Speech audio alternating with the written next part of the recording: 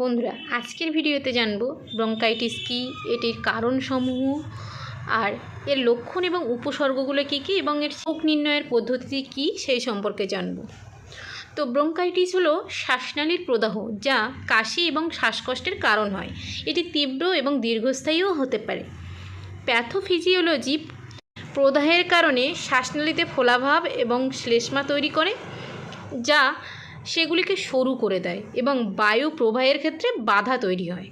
এর কারণসমূহ যদি ধরা হয় তাহলে এটি বেশিরভাগ ক্ষেত্রে ভাইরাল সংক্রমণ, যেমন ঠান্ডা লাগা, ফ্লু, এই সমস্ত দ্বারা সৃষ্টি হয় ব্যাকটেরিয়া সংক্রমণগুলি। আর দীর্ঘস্থায়ী ক্ষেত্রে সাধারণত ধূমপান, দীর্ঘমেয়াদী বা বিরক্তিকর পদার্থের সংস্পর্শে থাকা বা বায়ু দূষণ, ধুলো,